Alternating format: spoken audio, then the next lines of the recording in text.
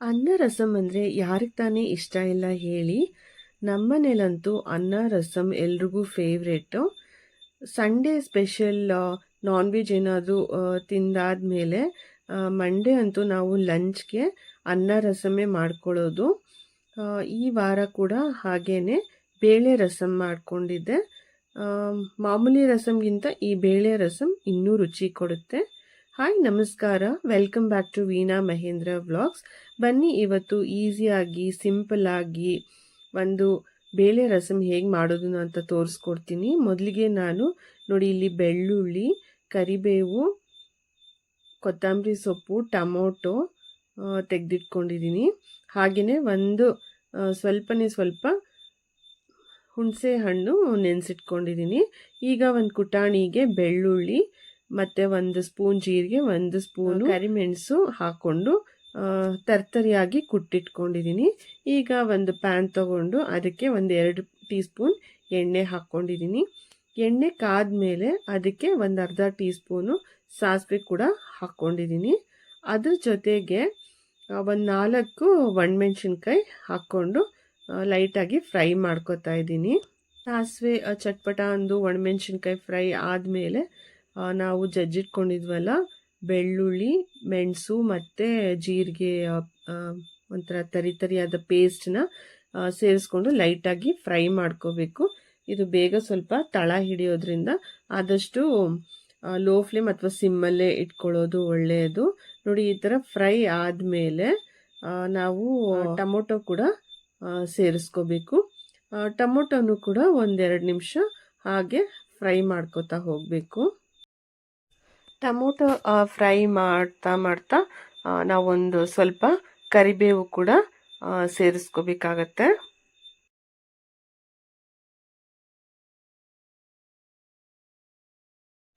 Tomato ಸ್ವಲ್ಪ ಮೆತ್ತಗಾಗೋವರೆಗೂ fry ಮಾಡ್ತಾ ಇರಬೇಕು. ಮತ್ತು ಈಗ ನೋಡಿ ಒಂದು ಸ್ವಲ್ಪ ಅಂದರೆ ಒಂದು 1/4 ಚಮಚ ಅರಿಶಿನ ಹಾಕ್ಕೋತಾ ಇದ್ದೀನಿ. ಹಾಗೆ ರುಚಿಗೆ ತಕ್ಕಷ್ಟು ಕಲ್ಲುಪ್ಪು ಕೂಡ ಸೇರಿಸ್ಕೊಂಡು ಮಿಕ್ಸ್ ಮಾಡ್ಕೋತಾ ಇದ್ದೀನಿ.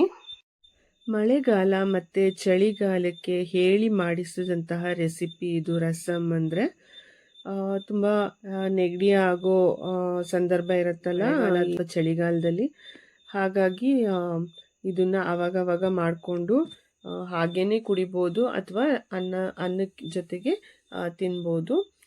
ನಾನು ಒಂದು ಅರ್ಧ ಕಪ್ಪು ತೊಗರಿ ಬೇಳೆನ ಚೆನ್ನಾಗಿ ತೊಳೆದು ಒಂದು ಚಿಟಿಕೆ ಅರಿಶಿನ ಹಾಕ್ಕೊಂಡು 1-2 ಗ್ಲಾಸ್ ನೀರು ಸೇರಿಸ್ಕೊಂಡು ಬೇಯಿಸ್ಕೊಂಡಿದ್ದೆ ಕುಕ್ಕರಲ್ಲಿ. ಅದನ್ನು ಕೂಡ ಇದಕ್ಕೆ ಸೇರಿಸ್ಕೊಂಡಿದ್ದೀನಿ.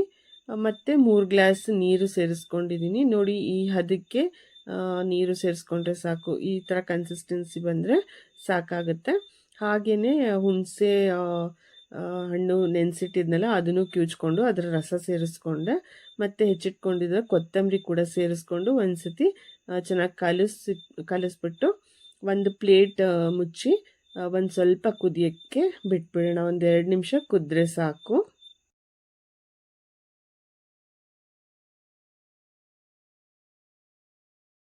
ನೋಡಿ ಪ್ಲೇಟ್ ತೆಗೆದು ನೋಡ್ತಾ ಇದ್ದೀನಿ ಎಷ್ಟು ಚೆನ್ನಾಗಿ ಆಗಿದೆ. ರಸಮ್ಮು ಚೆನ್ನಾಗಿ ಕುದ್ದಿದೆ.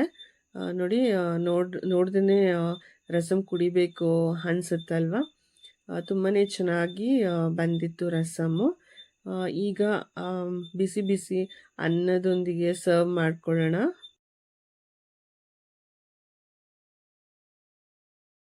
ಅನ್ನ ಬಡಿಸ್ಕೊಂಡು ಅದ್ರ ಮೇಲೆ 1 ಕಪ್ಪು ರಸಮ್ ಹಾಕ್ಕೊಂಡು ತಿಂದ್ರೇ ಅದ್ರ ಮಜಾನೇ ಡಿಫ್ರೆಂಟ್ ಆಗಿರುತ್ತೆ.